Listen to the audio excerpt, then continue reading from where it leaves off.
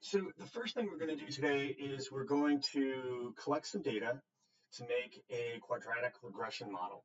And this can be used with students in all kinds of classes, from physics to physical science to algebra 1, algebra 2, pre-calculus, you name it. It's relatively simple, it doesn't take that long, and it's very engaging. So you can see here that I've got Tracker online, and I've been using this product for I don't know, almost 20 years, and it's great, love it. So the first thing we're going to do to analyze our video is to import it. So in my case, my video is on my computer, so I'm going to upload it. I've got it in my screenshots here. And it takes it a few seconds to upload it, but it's no problem. It runs pretty quick. So here's the video of me, and if I press play, we can see that there's going to be a dryer ball that moves across the screen. Now, there's very little that you need to know about this. It wasn't complicated. My dryer ball happens to be about 3 inches. I picked the dryer ball because it's what I had handy. Almost anything would work. So in order to analyze the video and make some sense of it, you can see here that I'm scrolling across the screen, and I can see my dryer ball here. So I'm going to put in an axis. So this is setting the X and Y positions on the grid. And in my case, I threw it from my right hand to my left hand, and that will agree with the student's intuition around the axes. If I threw it from my left to my right, it would look like it was going backwards, and it's because of how the camera is facing me when it records. So if I throw it from my right hand to my left, the ball's trajectory appears normal from a frame of reference point of view. So the axes can go anywhere. The numbers themselves aren't inherently important. It's describing the pattern. So I'm putting the axes over here so that its trajectory is going to look like what students are used to seeing. The next step, so the axes are here, the next step is to put a calibration stick in. So the calibration stick sets the dimensions of the analysis. And you don't have to use it, but it makes it more interesting. So in this case, that diameter is about 3 inches. And then it's going to ask me if I want to change the length unit to inches. In this case, I do, because inches is what I measured it in, and I had a tape measure around to do that. So the next step is I'm going to create a new track, and it's going to be a point mass. And we can see here I've got some graphs, and this is going to end up becoming a data table. And if I hold down Shift, we can see that I get this cursor here, and I want to click on as close to the center of that ball as I can get. And then the frame advances, and I'm going to do it again. And in this case, the frame didn't advance, and that's a little disappointing, but that happens. So I'm just going to click ahead of a frame. So if the video captures 20 frames per second, each frame corresponds to 1/20th of a second, or 0.05 seconds. So what we're doing here is we're building up a motion profile. And I'm just going frame by frame, marking the position of the wool ball.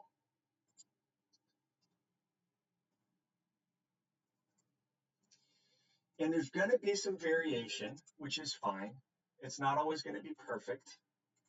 The data will get more or less noisy based on how consistent the students are with their videos.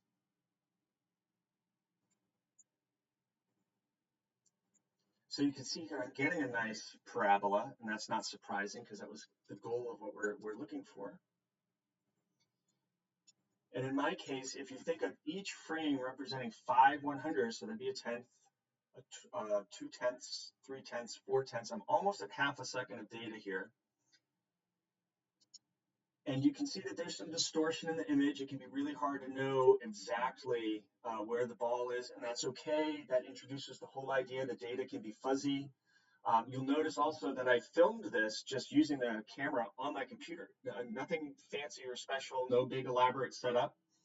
And so at this point, I've got my data in a table right here. And what I'm going to do is I'm going to copy that data.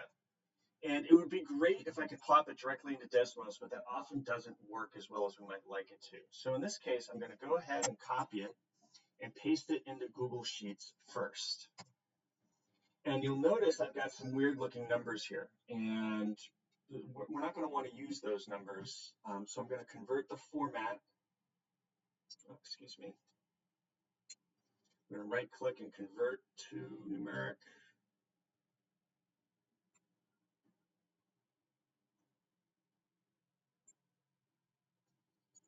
Format number.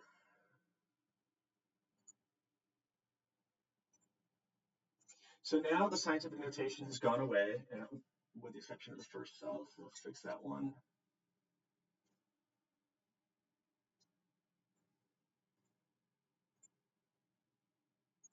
Okay, so now they're all in a numeric format.